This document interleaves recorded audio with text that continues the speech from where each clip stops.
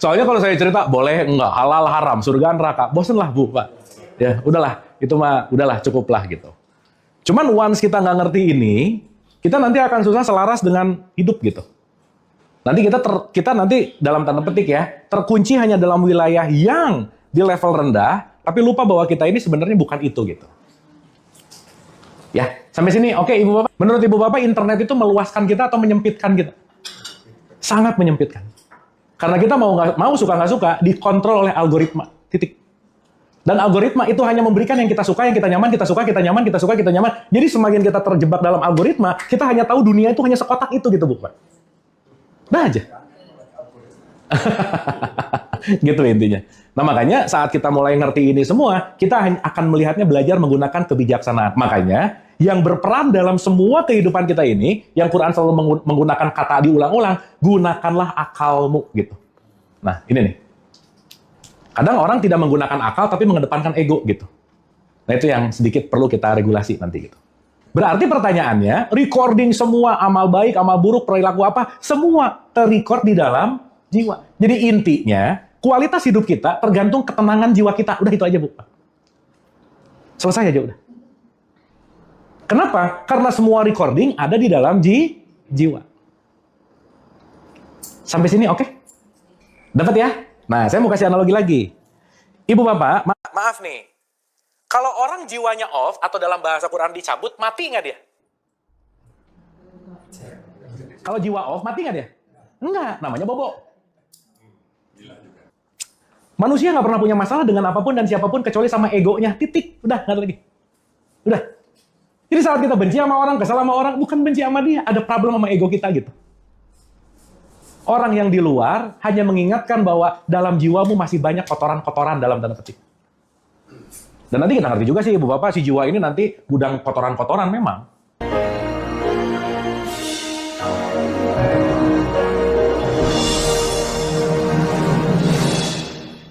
Berasal dari Allah dan akan kembali ke Allah.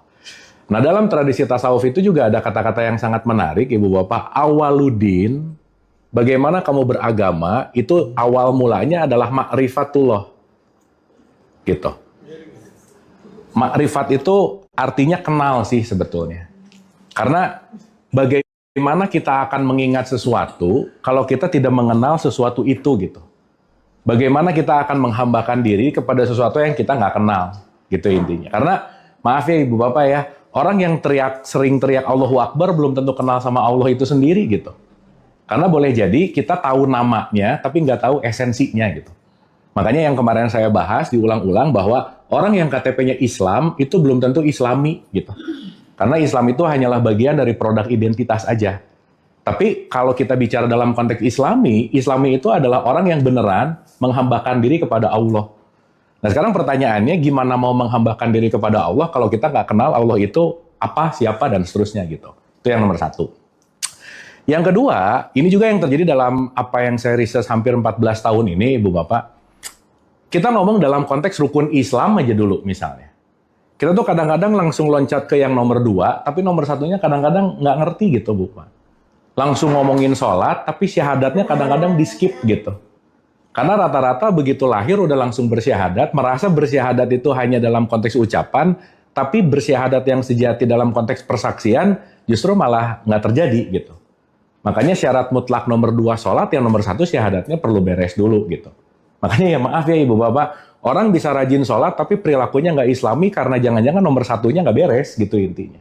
Sehingga sekarang kadang-kadang yang menjadi tolak ukur parameter indikator kesolehan seseorang adalah rajin ke masjidnya, sholatnya rajin gitu. Padahal rajin sholat 5 waktu kan belum tentu prestasi di hadapan Allah gitu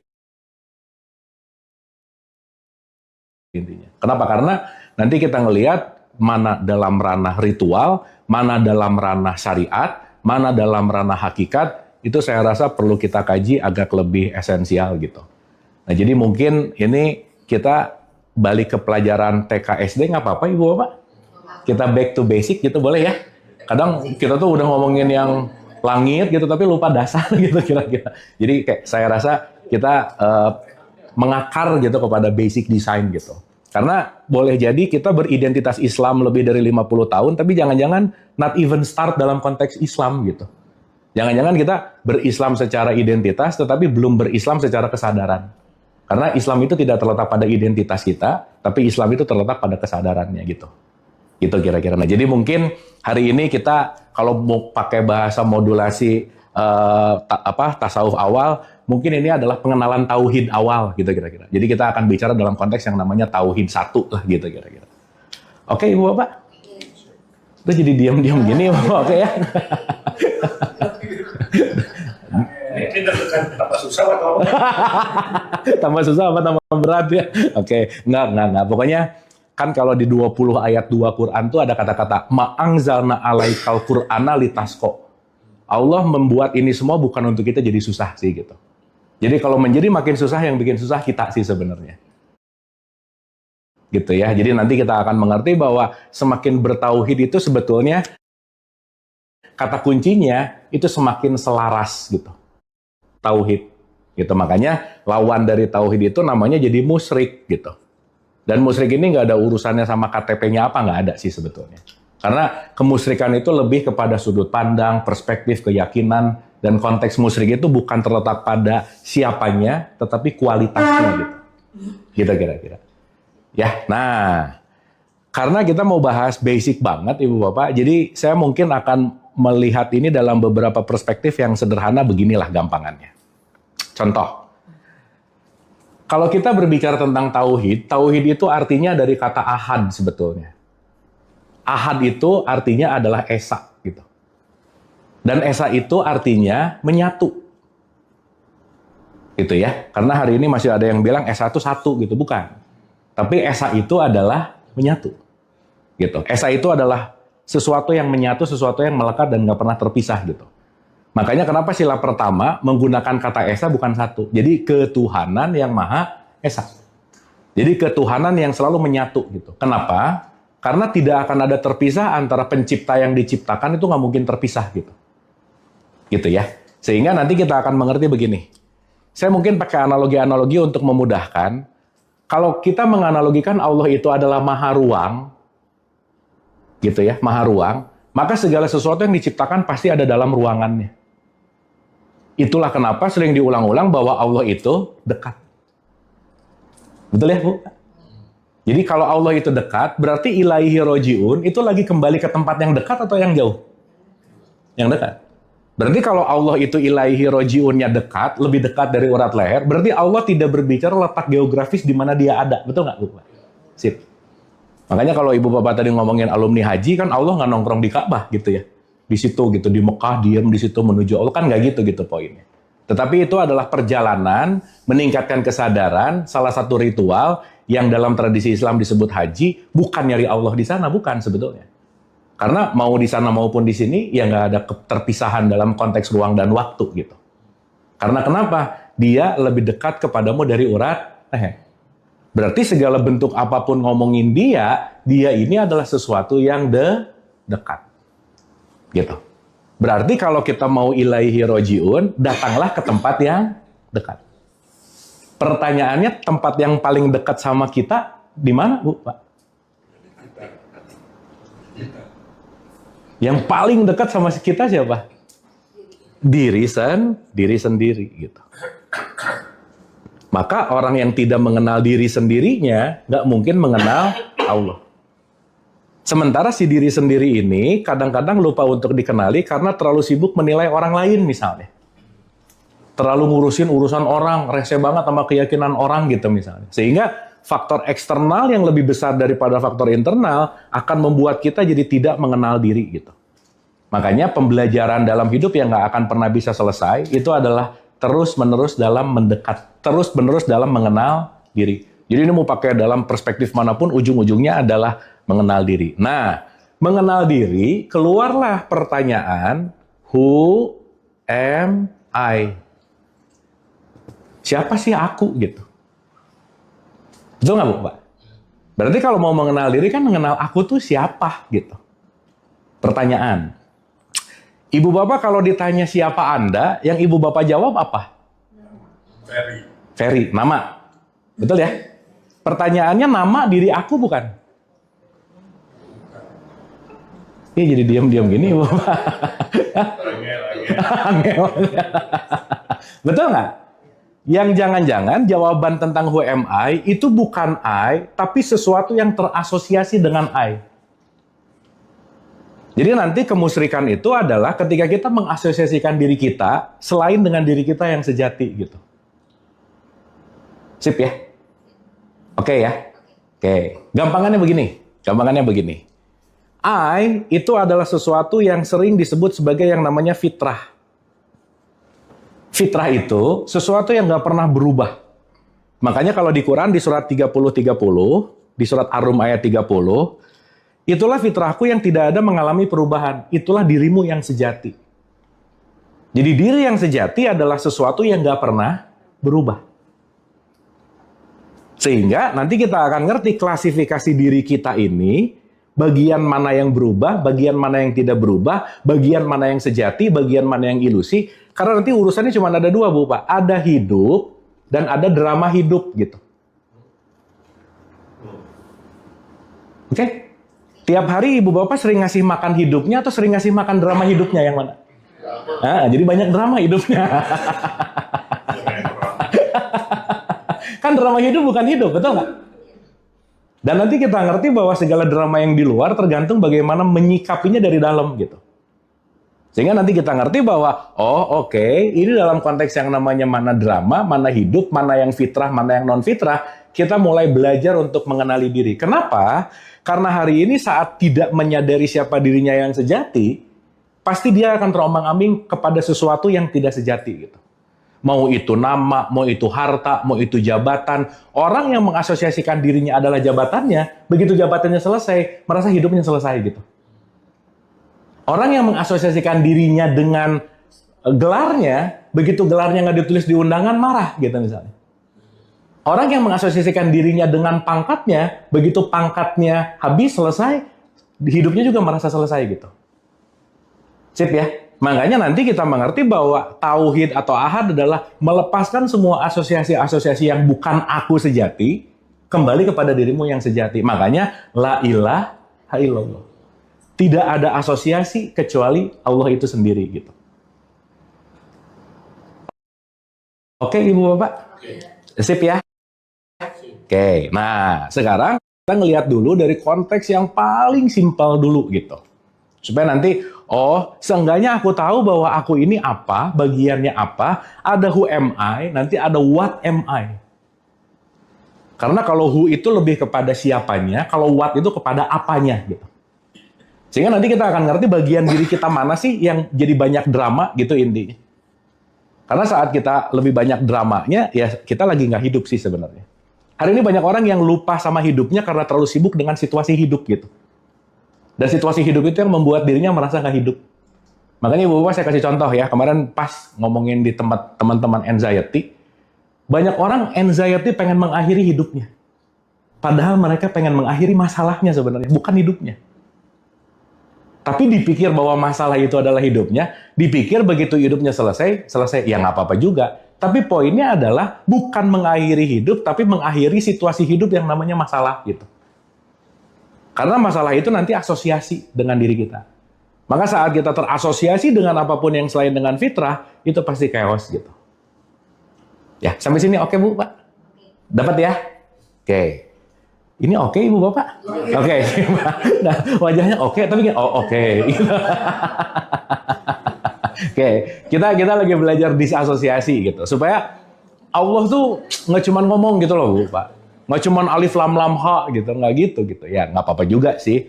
Cuman ya kedekatan kita sama Allah tidak ditentukan seberapa teriakan besarnya, bukan itu gitu poinnya. Tetapi keterhubungannya nanti kita akan menyadari itu gitu. Oke ya. Nah, sekarang kita mulai dari perspektif dulu tentang konteks bahwa banyak aku di dalam aku. Ini nanti kita ini memiliki beberapa level. Memiliki beberapa level gitu. Ya, kita lihat dari level yang paling tinggi dulu gitu. Innalillahi wa inna ilaihi rojiun. Berarti kalau innalillahi wa inna ilaihi rojiun, semua berasal dari dia dan kembali kepada dia, dan ini banyak pemaknaannya. Tapi intinya, source inti dari hidup itu cuma dia gitu. Makanya saya mau memudahkan, let's say kita sebut Allah ini adalah sumber energi, gitu kira-kira. Makanya di surat 24 ayat 35 ada kata-kata Allahun Nur, I am the light. Aku adalah sang hidup. Aku adalah sumbernya, gitu kira-kira. Nah, berarti kalau Allah ini adalah sumbernya, saya sebut sumber satu yang paling sumber itu, saya sebut sebagai aku satu. Jadi nanti di dalam diri kita tuh banyak aku, gitu. Nggak usah jauh-jauh ke aku satu dulu aja. Ada aku sebagai suami, ada? Ada aku sebagai kakak, ada? Ada aku sebagai bos, ada aku sebagai RT, sebagai ini. Aku tuh banyak banget melekat ke kita gitu. Sip ya, supaya nanti kita mengerti bahwa nggak ada keterpisahan antara Allah dengan kita gitu. Karena nanti keterpisahan kita dengan Allah bukan urusan tempat, ruang dan waktu, bukan. Tapi urusan masalahnya di kesadaran gitu intinya. Nah, jadi apa yang ingin saya sampaikan di awal, semua penciptaan ini datang dari sumber yang sama. Sampai sini oke, Bu, Pak? Berarti saya, Ibu, Bapak, kalau mau ngelihat sumbernya sama nggak kira-kira? Sama. Berarti seruangan ini, sekomplek ini, sesemesta raya ini, source-nya datang dari source yang sama. Oke? Tapi pertanyaan saya, kadang lupa sama sumber nggak? Iya, ketika udah beda baju, beda simbol, beda pemikiran, langsung dia kafir, saya enggak gitu. Langsung dia neraka, saya enggak gitu. Padahal yang kita tunjuk semua sumbernya sama nggak kira-kira? Nah, berarti ketika kita menunjuk dan melihat siapapun, jangan-jangan tidak menggunakan kacamata sumber, tapi menggunakan kacamata sekat gitu. Karena nanti makin turun ke bawah, makin menyekat di sini gitu. Sampai sini, oke? Contoh, Ibu Bapak kalau kita saling lihat satu sama lain di ruangan ini, beda-beda nggak? Apanya?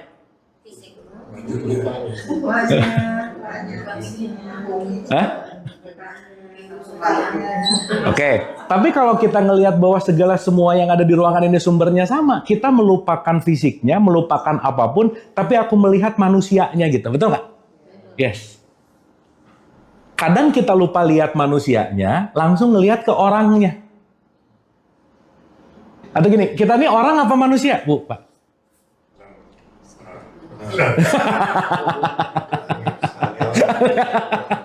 Kan nggak ada pertanyaan nih, Bapak, kalau ketemu teman baru, Ibu manusia mana? Nggak ada ya. Yang ada Ibu orang mana. Berarti semakin mengorang, semakin menyekat menjadi sebuah identitas. Nanti bentar lagi akan paham di situ. Intinya, mari kita sama-sama sadari dulu bahwa kita semua datang dari sumber yang sama. Kalau ngelihat prismanya Pink Floyd ya, Ibu Bapak, satu cahaya dia mendispersi menjadi warna yang berbeda. Betul nggak, Bu, Pak? Jadi mau warna Meiji Kuhibiniu itu datang dari source yang sama sebenarnya. Kalau kita sibuk sama merahnya, kita lupa sama sumbernya. Kalau kita sibuk sama hijaunya, kita lupa sama sumbernya. Aqua, Amidis, Equil, tiga-tiganya mineral water. Kalau sibuk sama mereknya, lupa tiga-tiganya mineral water gitu kira-kira. Betul nggak, Bu, Pak? Begitu kita ngelihat orang, yang lebih cepat ngelihat mereknya atau ngelihat isinya? Merek. Beda nih. Nah, mulai itu. Begitu ngelihat merek, berarti lagi melihat sesuatu yang berbeda.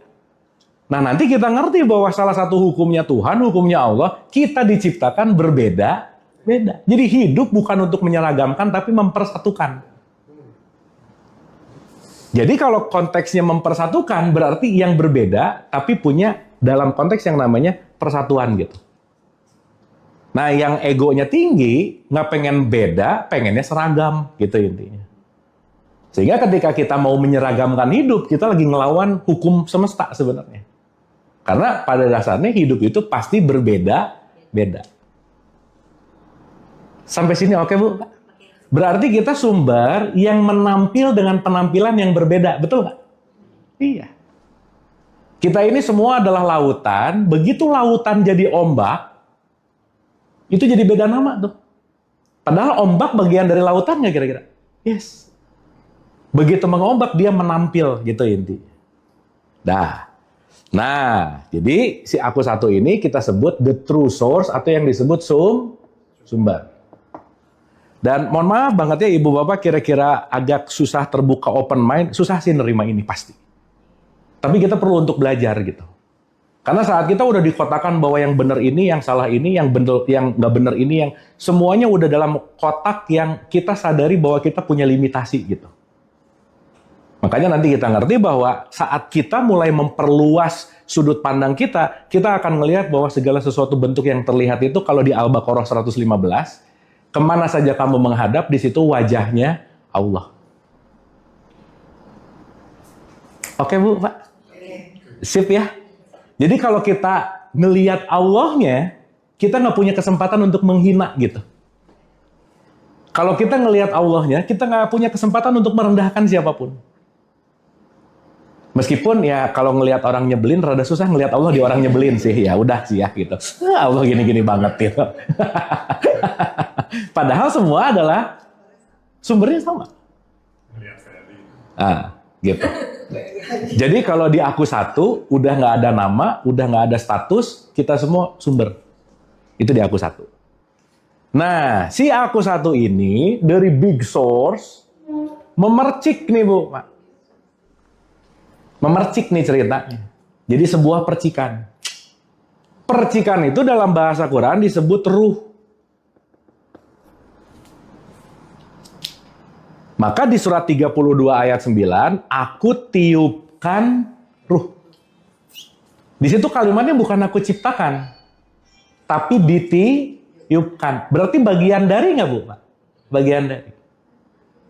Maka ditiupkan percikan 1, ditiupkan percikan 2, ditiupkan percikan 3. Semua yang hidup itu adalah datang dari percikannya. Gitu. Jadi si yang namanya ruh, si yang namanya percikannya, si yang namanya sang hidup ini, semua datang dari percikan yang sama. Ya, saya tulisin dulu, nanti habis gitu kita detailkan satu-satu. Nah, setiap percikan itu masing-masing nanti punya aplikasi. Namanya jiwa. Jadi ruh ini nanti disebut aku 2, jiwa ini nanti disebut aku 3. 1, 2, dan 3 dikasih wadah. Namanya jasad. Ini jadinya namanya aku 4. Jasad punya akun TikTok, namanya jadi aku 5 gitu. Karena kan kita punya akun sosial media tuh. Jadi makin ke bawah, ini kalau pakai piramida, itu makin memiliki perbedaan pasti. Jadi kalau ngelihat akun TikToknya, ngelihat aku 4-nya, ngelihat aku 3-nya, pasti yang dilihat perbedaan. Tapi makin ke atas, oh, mau akunnya ini, mau orang bentuknya gini, mau jiwanya seperti ini, tapi tetap ini adalah manusia. Gitu. Jadi, aku 2 ini adalah manusianya, 3 ke bawah, ini namanya orangnya. Sampai sini oke? Berarti kita ini adalah manusia yang ditempelin semua identitas akhirnya menjadi orang. Sehingga sekarang kita ngelihat itu orang lain, orang lain, orang lain, orang lain. Karena ada keterpisahan tuh. Oh, antara aku dan kamu terpisah. Padahal kalau naik lebih dalam, sumbernya kamu, sumbernya kamu, sumbernya kamu, sumbernya aku, sumbernya sama.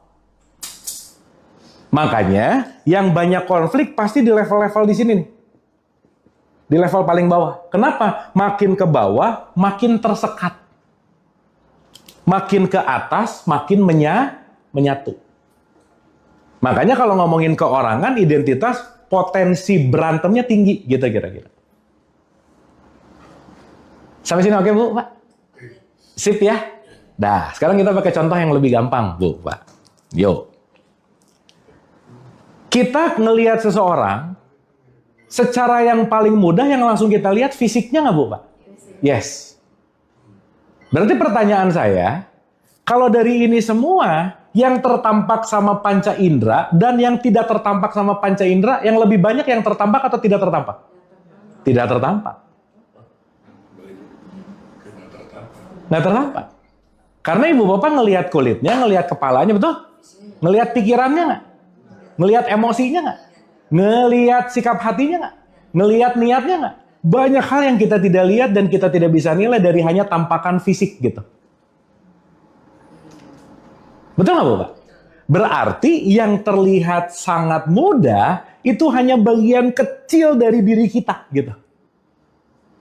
Ibu Bapak kalau pernah ngelihat model iceberg ya, ada gambar gini. Ini kelihatan, pendek gunungnya, nggak tahu ininya dalam banget loh.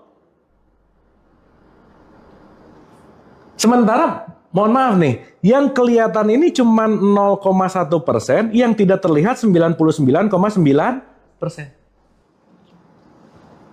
Jadi saat kita ngelihat siapa-siapa, dengan mudah menilai sesuatu, ingat, itu hanya penilaian yang 0,1%.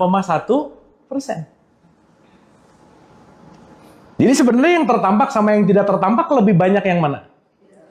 Dalam bahasa Quran, yang tidak tertampak disebut goib. Disebut apa Bu Pak? Berarti kalau kita ini lebih banyak tidak tertampaknya, berarti kita cenderung makhluk apa? Nah gitu. Iya. Mulai berat. Ibu Bapak nggak apa-apa ya? Iya, sambil makan nggak apa-apa, santai. Angel. Ya, soalnya kalau saya cerita boleh enggak, halal haram, surga neraka, bosen lah Bu Pak. Ya udahlah, itu mah udahlah cukuplah gitu. Cuman once kita nggak ngerti ini, kita nanti akan susah selaras dengan hidup gitu. Nanti kita nanti dalam tanda petik ya, terkunci hanya dalam wilayah yang di level rendah, tapi lupa bahwa kita ini sebenarnya bukan itu gitu. Nah, simpel aja. Apa pelajaran kita dari tahapan ini? 1, jangan terlalu cepat menilai siapapun, itu nomor 1. Karena goib. Nggak benar-benar tahu. Apalagi segala sesuatu yang datangnya dari sosial media misalnya. Iya. Lebih goib lagi. Kita ngelihat langsung aja goib, apalagi nggak ngelihat, dapatnya dari berita, dan berita yang datang ke kita, itu nggak pernah tahu mana benar, mana salah gitu. 1, Ibu Bapak. Ini kita ngomongin sedikit. Menurut Ibu Bapak, internet itu meluaskan kita atau menyempitkan kita? Sangat menyempitkan. Karena kita mau suka nggak suka, dikontrol oleh algoritma. Titik. Dan algoritma itu hanya memberikan yang kita suka, yang kita nyaman, kita suka, kita nyaman, kita suka, kita nyaman. Jadi semakin kita terjebak dalam algoritma, kita hanya tahu dunia itu hanya sekotak itu gitu, Bu. Udah aja. Gitu intinya. Nah makanya saat kita mulai ngerti ini semua, kita akan melihatnya belajar menggunakan kebijaksanaan. Makanya yang berperan dalam semua kehidupan kita ini, yang Quran selalu menggunakan kata diulang-ulang, gunakanlah akalmu gitu. Nah ini nih. Kadang orang tidak menggunakan akal tapi mengedepankan ego gitu. Nah itu yang sedikit perlu kita regulasi nanti gitu. Oke Ibu Bapak? Sip ya? Jadi di antara aku 1, ruh, jiwa, jasad, aku 1, aku 2, aku 3, aku 4, kira-kira yang berubah yang mana Bu Pak? Aku 4. Tubuh fisik berubah nggak? Fix, berarti tubuh fisik bukan aku yang sejati, betul?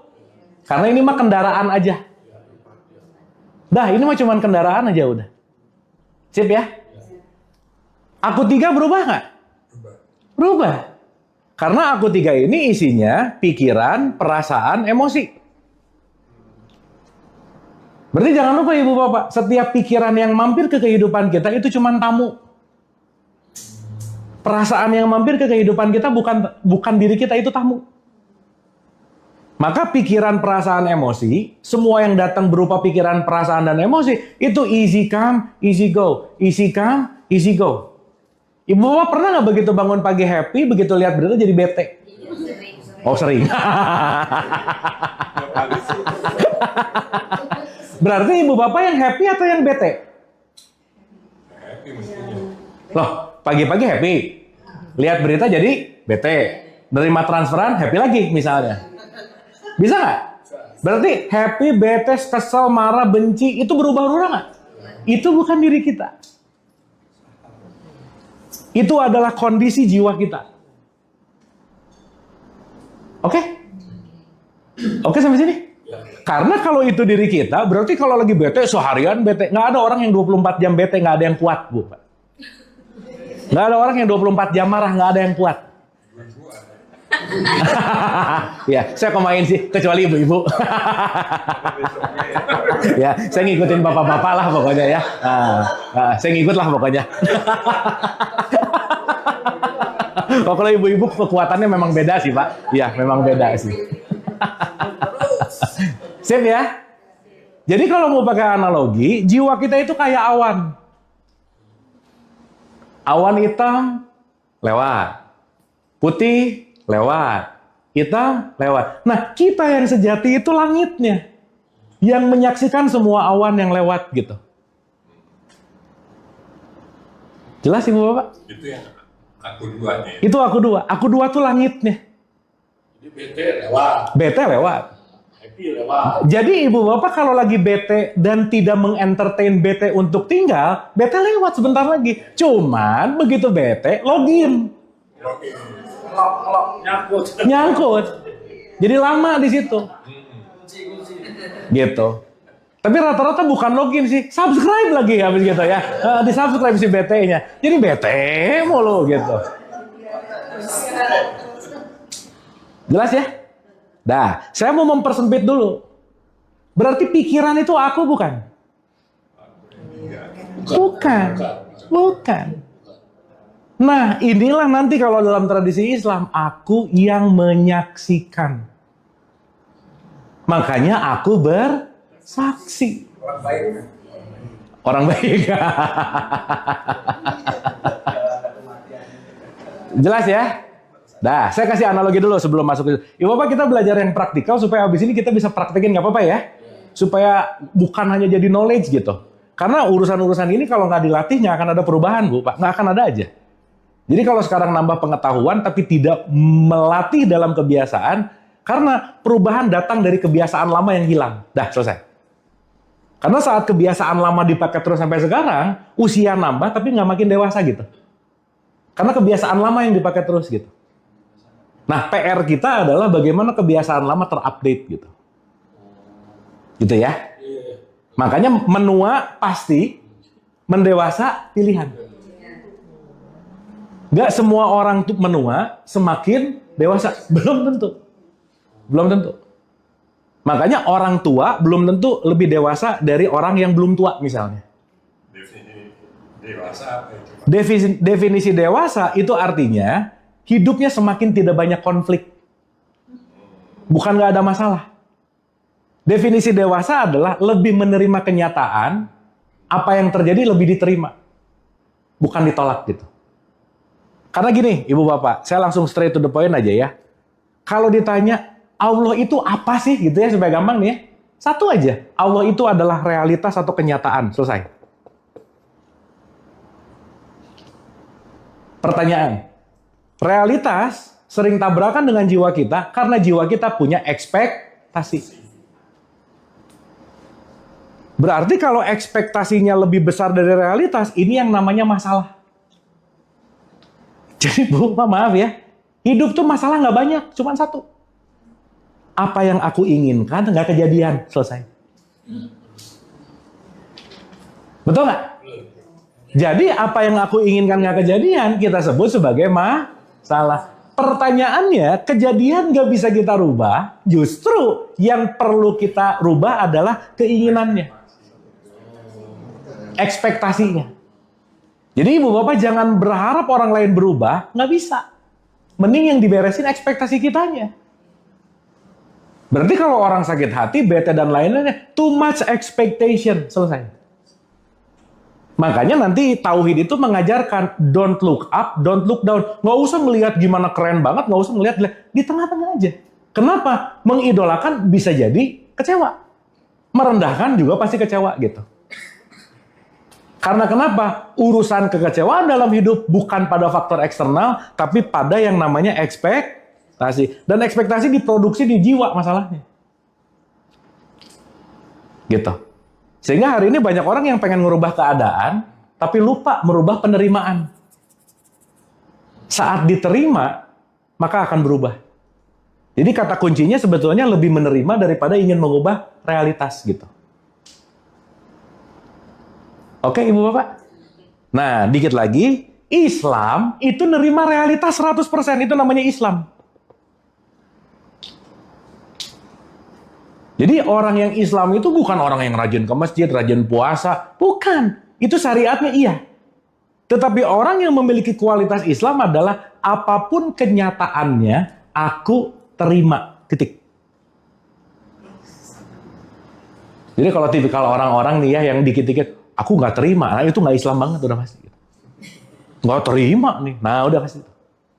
Berarti tidak menerima kenyataan, tidak menerima realitas. Makanya inna dina indallahil Islam, yang terbaik adalah Islam, bukan KTP-nya. Yang terbaik dalam hidup kenyataannya apapun, mending terima aja. Ekspektasi nggak akan pernah menang kapanpun juga gitu, Bu. Nah, berantemnya manusia antara ekspektasi dan kenyataan. Pengennya A, yang ada B, berantem. Pengennya B, yang ada C, berantem. Selalu menginginkan sesuatu yang nggak ada.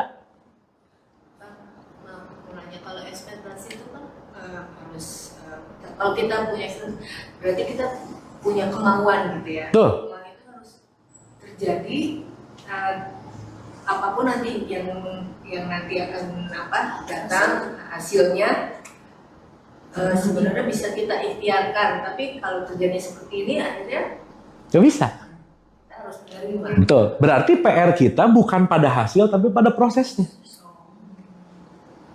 Contoh. Ibu bapak di taman pengen ada jeruk. Jangan mikirin jeruknya. Tapi benih jeruk dibeli, tanahnya diberesin, kasih pupuk, kasih air, kasih matahari. Jeruk bakal berbuah nggak kira-kira? That's it. Berarti buah jeruk akan tampil bukan karena pengen jeruknya, tapi karena melalui proses menanamnya gitu kira-kira. Nah yang bahaya, pengen buah jeruk nggak mau nanam gitu, pengen tiba-tiba ada aja udah. Nah itu namanya halu gitu kira-kira. Sip ya? Clear ya? Sehingga nanti kita ngerti bahwa once kita punya pandangan pada proses, kita akan menyadari bahwa tugas kita hanya berproses, hasil tuh urusannya Allah gitu. Dan kita nggak bisa ngatur hasil. Yang bisa kita lakukan, Ibu Bapak maaf ya, tidak pernah ada hasil yang salah. Yang ada adalah proses yang ikhtiar, betul. Ikhtiar. Makanya ikhtiar itu menjadi kata kunci sebetulnya. Jadi nggak ada sesuatu yang tidak kita ikhtiarkan. Nggak ada. Karena kenapa? Nanti kita akan masuk ke hukum yang namanya konsekuensi. Nggak mungkin tumbuh sesuatu kalau kita tidak menanam. Nggak bisa. Jadi kalau sekarang saya panen melon, berarti kemarin nanam apa? Itu konsekuensi nggak? Kalau saya panen cabai, berarti kemarin nanam apa? Kalau sekarang saya panen nyinyiran, kemarin nanam apa? Nyinyiran, udah selesai. Semua yang terjadi pada kita hasil dari sebuah konsekuensi. Itu dalam perspektif di Quran disebut ujian gitu. Nah orang mikir ujian datang dari Allah. Lah kamu yang nanam gimana sih gitu? Allah disalahin mulu gitu. Padahal segala bentuk yang terjadi pada diri kita yang mengundang adalah diri kita sendiri. Cuman waktu nanamnya rata-rata nggak sadar gitu.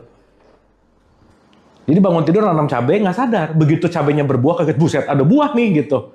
Padahal dari kemarin nanam tanpa sebuah kesadaran gitu intinya. Oke dulu sampai sini? Sip ya? Supaya setidaknya kita ngerti dulu, oh ada bagian tubuh fisik saya namanya jasad. Oh ada aplikasinya yang namanya jiwa. Oh ada kesadarannya yang namanya ruh. Oh ada sumbernya yang namanya Allah gitu kira-kira. Jadi 1, 2, 3, 4 nggak pernah terpisah dari kita tuh nggak bisa. Gitu. Nah, kita analogikan yang gampang gini, Ibu Bapak. Sampai sini oke Bu, Pak? Sip ya? Oke, nih analogi gampangnya. TV aja. Ibu bapak bisa nonton TV karena punya hardware yang namanya TV. Ini jasad kita, aku 4. Oke? Tapi pengen nonton Netflix, kalau nggak ngedownload Netflix, nggak bisa nonton juga. Nah, Netflixnya namanya jiwa, gitu. Oke? Tapi mau punya TV, mau punya Netflix, yang paling penting dia bisa nonton, kita bisa nonton, listrik. Karena nggak ada listrik, nggak ada nyala. Nah, listrik itu ruhnya, Netflix itu aplikasinya, TV itu adalah softwarenya. Berarti kita listrik datang dari sumber yang sama nggak kira-kira? Iya. Rumah ini sama rumah sebelah datang dari sumber PLN yang sama gitu. Nah, saat kita memperhatikan sumber, aplikasi yang berbeda nggak akan jadi masalah gitu. Itulah yang disebut tauhid. Kita semua satu kesatuan yang tidak terpisah, yang memisahkan adalah jiwanya gitu. Sampai sini oke? Oke sampai sini? Ya supaya mudah dulu nih. Ya dapat ya? Nah, berarti sekarang pertanyaannya, yang cenderung membuat kita terkotak-kotak, terpisah-pisah, yang mana nih? Jiwa. Udah pasti di sini. Karena ini sama, apalagi ini. Ibu bapak tubuh fisik kita, bahannya sama nggak? Sama. Ini kumpulan atom loh. Kumpulan atom. Sekarang ngelihat 2 orang, dua-duanya sebenarnya kumpulan atom nggak? Tapi kenapa yang satu suka, yang satu nggak suka? Jiwanya. Nah, perbedaan di jiwanya. Maka like, dislike, suka atau tidak terletak dari apa yang kamu lihat, tapi terletak dari jiwanya. Ibu contoh ya. Kalau saya cuma punya pisang, saya cuma bisa ngasih pisang. Kalau saya cuma punya melon, saya cuma bisa ngasih. Kalau saya cuma punya benci, yang saya kasih selalu benci. Kalau saya cuma punya marah, yang saya selalu kasih adalah marah. Maka apa yang saya berikan keluar adalah apa yang aku miliki di dalam gitu. Betul nggak? Berarti marah, benci, iri, dengki, semua bukan dari sana, tapi udah ada di sini gitu. Contoh. Ibu bapak pernah sakit hati nggak sama orang lain? Ya, oke. Sering. Iya. Ya. Kalau jawabannya sering berarti kemarin haji nggak lulus aja udah gitu. Balik lagi udah. Oke. Sekarang saya tanya, kita sakit hati sama orang lain gara-gara dia menyakiti kita atau gara-gara udah ada luka di dalam diri kita? Ada dua-duanya. Kata dalam. Hah? Sakit gara-gara dia, itu ada masalah di dalam jiwanya nggak kira-kira? Pasti. Jadi kalau pakai piramida, ibu bapak, yang kita sadari itu cuma 1%. 0,1 aja. 99,9% kita nggak kenal sama jiwa kita. Kita nggak kenal sama luka kita nggak kenal sama apa yang kurang dari kita nggak kenal sama sekali. Maka kita tidak mengenal diri kita jauh lebih banyak daripada mengenalnya gitu. Makanya kalau dalam teori jiwa, ada yang disebut subconscious sama unconscious mind, alam bawah sadar dan tidak sadar kita jauh lebih menguasai daripada sadar kita. Makanya jangan heran ibu bapak, dalam keseharian yang kita kerjain secara sadar cuma 1%, 99%-nya pengulangan kebiasaan. Dah. Itu lagi. Lo lagi. Lagi. Paham ya? Berarti semua problem dalam hidup itu kendalanya sama jiwa. Dan supaya hidup kita lebih tenang dan damai di bumi, ibu bapak, tolong disadari ini aja. Bumi adalah rumah sakit jiwa besar. Dah. Semua penduduknya orangnya sakit jiwa. Udah gitu. Bini kita yang sakit jiwa. Iya, cuman kadarnya beda. Jadi kalau ibu bapak ketemu orang nyebelin, ya udah sesama pasien rawat jalan. Dia pasien, aku pasien. Maka dihidupkan pada dasarnya untuk melakukan reparasi jiwa. Makanya di surat 91, 6 dan 7, bumi serta penghamparannya, aku ilhamkan pada jiwa itu jalan ketakwaan dan kefasikan. That's your choice. Gimana? Diulang lagi. Gini, di surat 91, 6 sama 7, di bumi dengan penghamparan ini, jiwa kita dikasih pilihan. Kamu mau lewat masuk ke memilih ketakwaan atau kefasikan, itu pilihanmu. Berarti aku mau sembuh atau tidak, yang menyembuhkan bukan orang lain. Aku mau atau tidak gitu. Self-healing salah satunya. Dan orang yang bisa sembuh adalah orang yang sadar kalau dirinya sakit gitu. Nah yang bahaya ibu bapak, banyak orang yang nggak sadar dirinya sakit, menganggap bahwa orang lain yang membuat dirinya sakit. Makanya pintu gerbang kesadaran datang dari aku menyadari ada sesuatu yang aku perlu selesaikan. Makanya nggak bisa dipaksa, nggak bisa disuruh-suruh, nggak bisa dalam konteks ketakutan, tapi adalah dalam konteks yang namanya kesadaran gitu intinya. Sampai sini oke dulu? Jelas ya? Berarti pertanyaannya, recording semua amal baik, amal buruk, perilaku apa, semua terrecord di dalam jiwa. Jadi intinya, kualitas hidup kita tergantung ketenangan jiwa kita. Udah itu aja, Bu. Selesai aja udah. Kenapa? Karena semua recording ada di dalam jiwa. Sampai sini oke? Dapat ya? Nah, saya mau kasih analogi lagi. Ibu bapak, maaf nih. Kalau orang jiwanya off atau dalam bahasa Quran dicabut, mati nggak dia? Kalau jiwa off, mati nggak dia? Enggak, namanya bobo. Gila juga. Bobo, koma, nggak sadar sih gitu. Tapi gila juga menarik ya ibu bapak. Kita ngeliat orang yang telanjang di pinggir jalan, kita sebut orang gila. Orang gila ngelihat pakai baju disebut gila juga sih ini gitu. Sama ya, ini juga beda dari saya gitu. Ini rada-rada paradoks memang. Nah, sama-sama gila. Jelas ya? Nah sekarang pertanyaan berikutnya, berarti kita mau berbuat baik, mau berbuat jahat, kita mau melakukan ketakwaan atau kefasikan, itu tergantung apanya? Jiwa udah selesai. Makanya nanti konteks yang namanya kesadaran, konteks yang namanya perlu kita selalu perbaiki adalah kualitas jiwa. Oke Bu? Sekarang saya tanya, kalau orang yang mati, yang di tanah kusir, di jeruk purut, itu yang dicabut apanya? Bukan, nyawa namanya. Nyawa itu perpaduan ruh dengan jiwa, namanya jadinya nyawa gitu. Makanya kan nggak ada malaikat pencabut ruh, nggak ada. Yang ada malaikat pencabut nyawa. Berarti kalau saat kita lagi bangun, ini jasad, ini yang hitam ruh, yang merah jiwa. Ini nggak hidup nih namanya. Saat ini off, bobo dia. Oke? Saat balik lagi, bangun dia. Jadi ibu bapak kalau ngelihat orang yang lagi rada-rada wah mau dicabut jiwa bentar lagi gitu. Iya, dia mau lepas nih. Kesadarannya, consciousness-nya mulai lepas. Oke? Nah sekarang saya tanya. Sakit, bete, kesel, marah, semuanya. Terletak di mana sebenarnya? Di sini. Ibu bapak sakit gigi, ketiduran. Sakitnya kerasa nggak? Nggak, karena ininya off. Sedih, ketiduran. Kerasa nggak? Enggak, karena ininya off.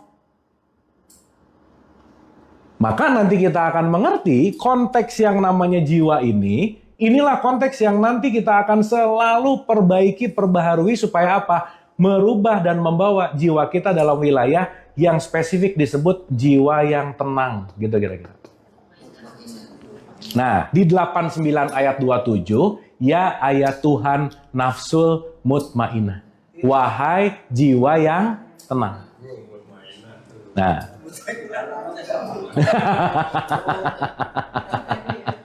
Saya nggak tenang lagi. Lu ada problem jiwa lu. Ada problem jiwa, benar. Nah, gitu. Oke, Ibu Bapak. Dapat ya? Nah, si jiwa ini nanti punya level. Levelingnya nanti ada. Jadi, ada jiwa-jiwa yang ada di wilayah vibrasi frekuensi rendah, dan ada jiwa-jiwa yang ada di vibrasi frekuensi tinggi. Jadi kira-kira jiwa kebanyakan di level rendah, itu pasti banyak menderita, banyak bete, banyak kesal, banyak dan lain-lain. Udah aja. Itu di level yang titik dari tengah ke bawah. Nah, jadi ibu bapak maaf nih ya, kalau keseharian jiwanya banyak terjebak dalam amarah, benci, dengki, iri, dan lain-lain, berarti level jiwanya di level rendah, itu dalam bahasa tasawuf disebut jiwa yang penuh dengan amarah. Ibu-ibu ya.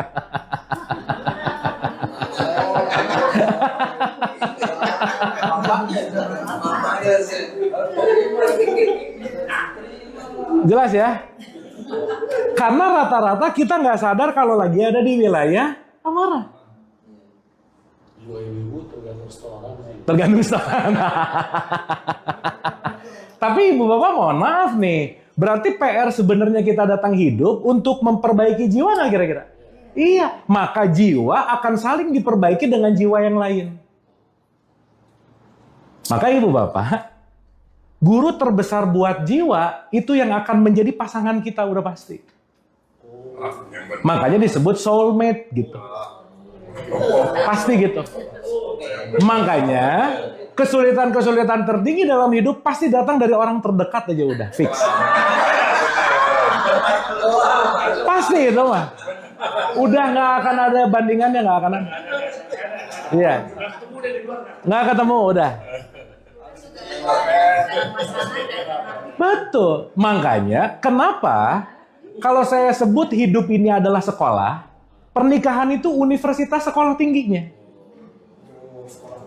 Karena dalam sekolah tinggi itulah jiwa yang satu dan jiwa yang lain dua-duanya saling untuk menumbuhkan. Makanya pertemuan dua jiwa dalam satu institusi yang namanya pernikahan, dua-duanya untuk meningkatkan kualitas jiwa gitu. Meningkatkan. Bunuh diri sama aja beda.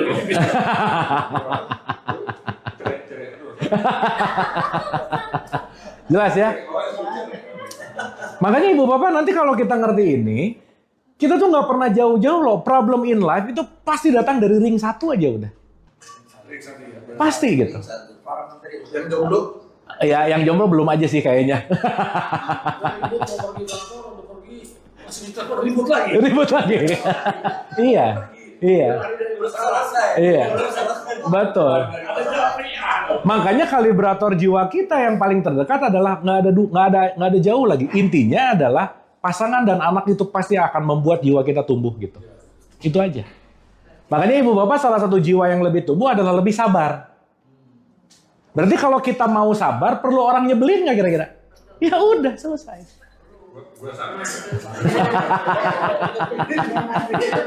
Iya. Pasti jangan sabar saya dibeli lagi.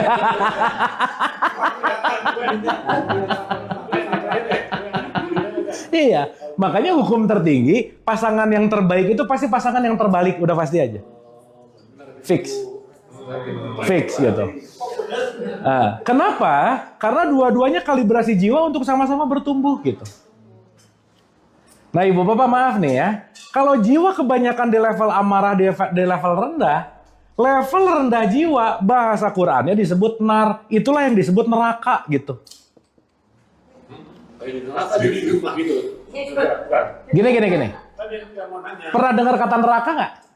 Neraka. Kebanyakan orang dengar kata neraka itu tempat, placement. Padahal neraka itu tergantung dari level jiwa kita ada di level mana gitu. Makanya kalau dalam bahasa Quran, nar itu api, saat jiwamu penuh dengan amarah, disitulah lagi ada di neraka gitu kira-kira. Terjadi neraka. Kenapa? Terjadi neraka. Terjadi neraka. Karena neraka bukan nanti, bukan besok, bukan tempat, tapi kualitas jiwamu lagi ada di level mana, itulah neraka gitu kira-kira. Betul Pak, benar. Lagi marah, lagi benci, lagi ngamuk, lagi apa. Inti ketika jiwa lebih di bawah ketenangan, udah pasti dia lagi terguncang. Guncangan itu disebut nar atau api, itulah yang disebut neraka. Jadi ibu bapak ada yang lucu, ketika orang marah-marah lagi bete doa, ya Allah janganlah engkau masukkan aku ke dalam neraka. Kata Allah, udah dari tadi gitu. Kamu marah-marah mulu gitu. Bukannya sadar.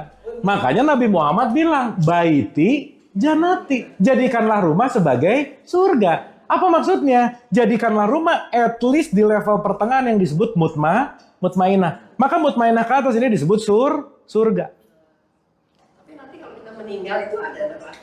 Belum pernah, Bu, nggak tahu. Iya, udah. Kan nggak tahu ya.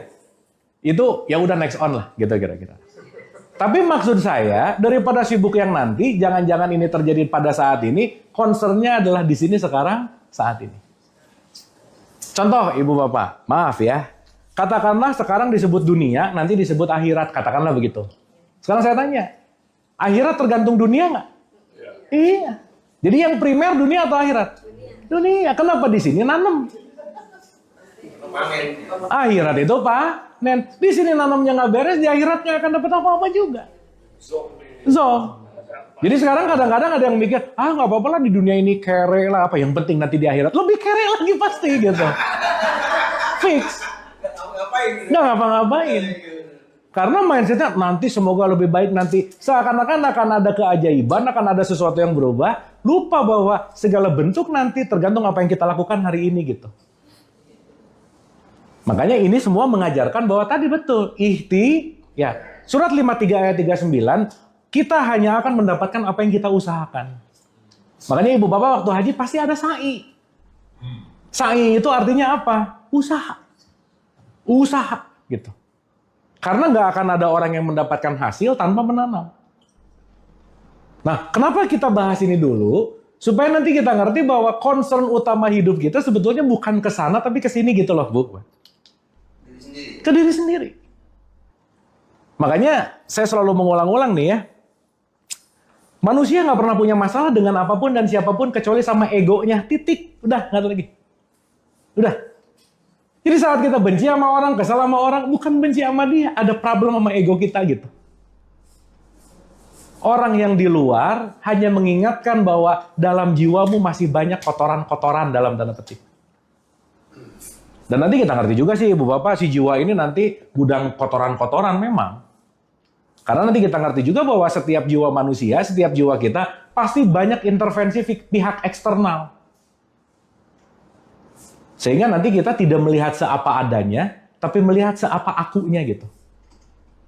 Sehingga begitu kita ngelihat segala sesuatu, tidak objektif, tapi subjektif. Sesuai dengan recording jiwanya masing-masing gitu. Sampai sini oke, Bu, Pak? Ya.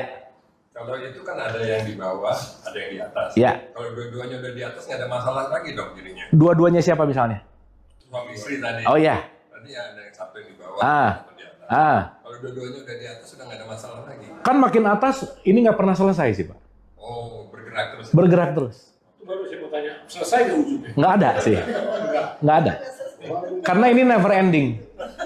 Makanya Ibu Bapak pernikahan itu kalau boleh disebut itu namanya perang panjang. Udah nggak ada lagi beres. Jadi bukan kayak film Disney, tapi Infinity War-nya Marvel gitu.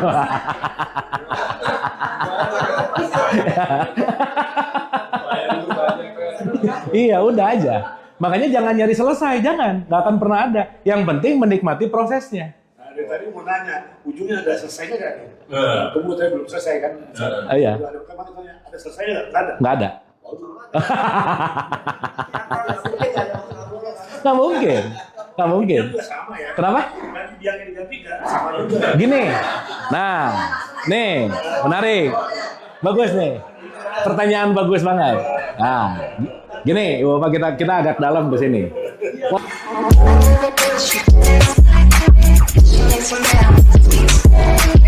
¿Cómo se llama?